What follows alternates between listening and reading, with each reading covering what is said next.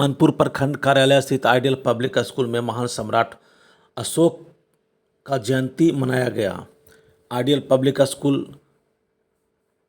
कार्यालय में विश्व विजेता महान सम्राट अशोक की जयंती मनाया गया। महान सम्राट अशोक के तैल चित्र पर पुष्प अर्पित एवं कैंडल जलाकर मुख्य अतिथि पूर्व डीएसपी नंदकिशोर प्रसाद ने प्रारंभ किया। उसके बाद आगत अतिथियों ने बारी बारी से महान सम्राट अशोक के चित्र पर पुष्प अर्पित किया। इस कार्यक्रम में शिक्षाविद एवं वक्ताओं ने महान सम्राट अशोक के किए गए कार्यों की चर्चा की, उनके शासनकाल की विस्तृत जानकारी दी। जिला स्कूल के शिक्षक प्रमोद कुमार ने अशोक स्तंभ एवं अशोक चक्र के बारे में जानकारी दिया कि कैसे संविधान में अशोक स्तंभ एवं अशोक चक्र को जगह दिया गया। उन्होंने कहा कि हमारे इतिहास को मिटाने की प्रयास किया जा रहा है, लेकिन भारत में आज भी ऐसी शिलालेख है जो लाख प्रयास करने के बाद भी मिटा नहीं पाएंगे। लेकिन हम लोग अपने इतिहास को भूलते जा रहे हैं, अपने पूर्वजों को जयंती मनाने में कतराते हैं। हम अपने बच्चों को जन्मदिन तो मनाते हैं, लेकिन अपने पूर्वजों को भूलते जा रहे हैं। हम पार्टी के नेत्री सुषमा कुमारी ने महिलाओं को संबोधित करते हुए कहा कि जिस तरह आप लोग शिव चर्चा करते हैं, उसी प्रकार आप सम्राट अशोक, भगवान बुद्ध, माता सावित्री बाई के चर्चा करें ताकि आप अपने इतिहास को याद रख सकें। कार्यक्रम में आए हुए अतिथियों को मूल निवासी पत्रिका देकर अजय विद्यार्थी ने सभी अतिथियों को सम्मानित किया। आइए देखते हैं एक रिपोर्ट में धर्मेंद्र कुमार, गया, आकांक्षा न्यूज। ऐसे इसमें चूंकि इतिहास जिस समय इनका जन्म हुआ था उस समय लिखने का बहुत ज़्यादा प्रचलन नहीं था शायद, इसीलिए जिस तरह से आज हम लोग का जन्म होता है और एक निर्धारित तिथि लिखी जाती है, डेट, उस तरह का उनके जन्म के समय का एक निर्धारित डेट नहीं है।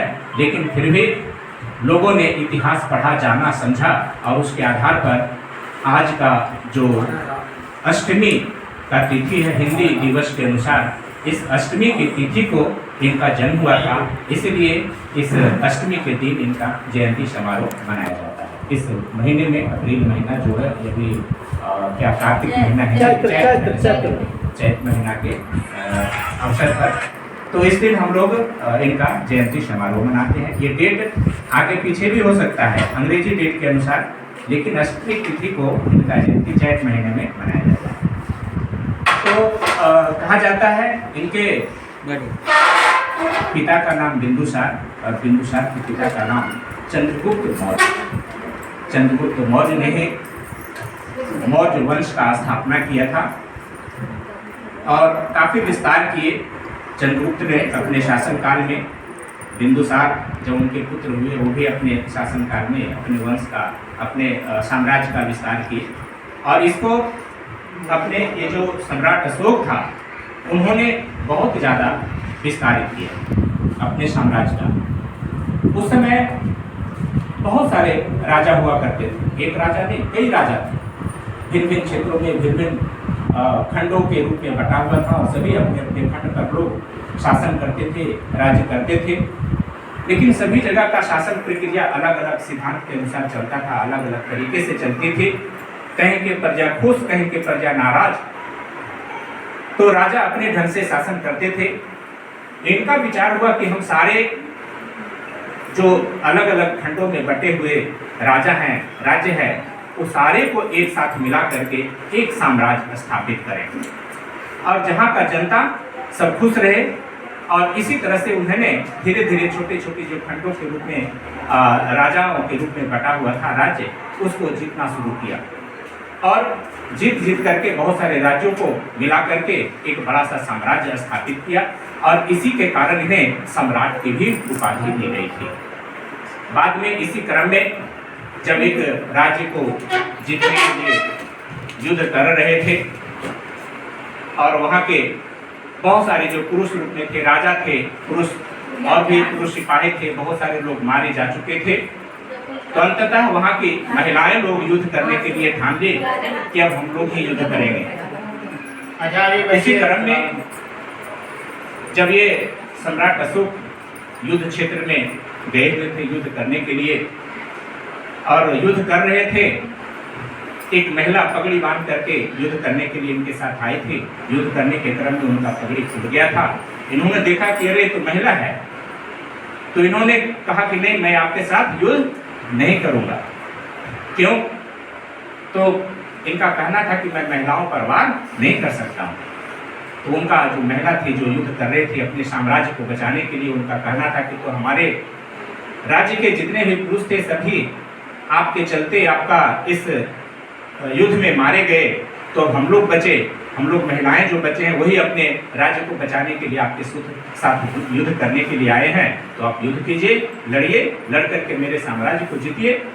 तो उन्होंने चारों तरफ देखा, हाहाकार मचा हुआ था। उनको ये जानकारी हुई कि मेरे इस युद्ध के चलते बहुत सारे लोग मारे गए, पुरुष बेवजह मारे गए, इतनी हत्याएं हुई। यह सारी बातें सुन करके इनका रूप कांप गया और उसी समय से इनका मन बदल गया था और इन्होंने बुद्ध का जो मार्ग था, बुद्ध का जो एक धर्म के रूप में था, ये बुद्ध के अनुयायी बन गए और शांति के मार्ग पर चल पड़े। उसी समय से इन्होंने अपना तलवार छोड़ दिया और वो शपथ लिए थे, प्रतिज्ञा लिए थे कि आज के बाद मैं तलवार नहीं उठाऊंगा, युद्ध नहीं करूंगा, बल्कि शांति का मार्ग अपनाऊंगा। और उसी का परिणाम स्वरूप उन्होंने, उनके कई पुत्र हुए, पुत्रियां हुई, तो उन्होंने अपने एक पुत्र एक पुत्री को दान स्वरूप शांति के प्रचार प्रसार के लिए उन्होंने अपने पुत्र और पुत्री को दान कर दिया था। और उनका वो पुत्र का नाम महेंद्र था और पुत्री का नाम संघमित्रा। तो ये लोग केवल अपने भारत देश ही नहीं बल्कि विदेशों में भी बुद्ध धर्म का प्रचार प्रसार किए, शांति स्थापित करने के लिए। और इस तरह से उनके समय में बुद्ध धर्म का सबसे ज्यादा प्रचार प्रसार हुआ। तो इस तरह से इन्होंने शांति का मार्ग अपना करके अपने साम्राज्य में तो शांति स्थापित किए ही, पूरे विश्व में भी शांति स्थापित करने का प्रयास किए थे। किताबों में जो हम पढ़ाते हैं, बच्चे हमारे पढ़ते हैं, समाज या हिंदुस्तान की इतिहासकार लोग जो इतिहास लिख दिया है वो मूल रूप से सारे इतिहास को गौन करके एक सामान्य राजा के रूप में प्रदर्शित किया है। हम अब वास्तविक इतिहास से बिल्कुल नहीं वाकिफ हैं। अशोक को या दस्तारों ने चंडाशोक सुना होगा आपने, अशोक को चंडाशोक भी कहा जाता था। और ऐसा इसलिए ये दस्तारों ने लिख दिया, इस अशोक अपने 99 भाइयों को मार करके गद्दी पर बैठा था। एक क्रूर शासक के रूप में इनको प्रतिष्ठापित किया है भारतीय इतिहास के पन्नों में। लेकिन जब इतिहास आप वास्तविक से देखेंगे तो इनके व्यवहार, आचरण, इनकी बुद्धि, इनकी प्रज्ञा से आप वाकिफ होंगे कि ऐसा ये व्यक्ति नहीं है। ये बिंदुसार के दूसरे पुत्र के रूप में ये माने जाते हैं। इनके बड़े भाई सुशील मानव को मानव जैसा रहने के लिए सिखाया वो दादा चंद्रगुप्त मौर्य है। और ये उस समय का चक्रवर्ती राजा बने थे जिस समय हमारे मूल निवासी लोग में किसी का वैसा हस्ती नहीं था। उस समय भी मानव एकदम पशु के भांति रहता था, किसी पशु के भांति रहता था। जिस समय जाति का कोई वर्ण नहीं था उस समय इनका अधिक हुआ था। इनकी माँ का नाम अशोक सम्राट का माँ का नाम सुभद्रदांगी है और पिता का नाम बिंदुसार था और दादा चंद्रगुप्त मौर्य हुए। और उस समय इनको जिस समय जन्म लिए थे उस समय जंगल में रहते थे। अपना जंगल में इनकी माँ एक बिंदुसार की ऐसी पत्नी थी जो जंगल में रहती थी।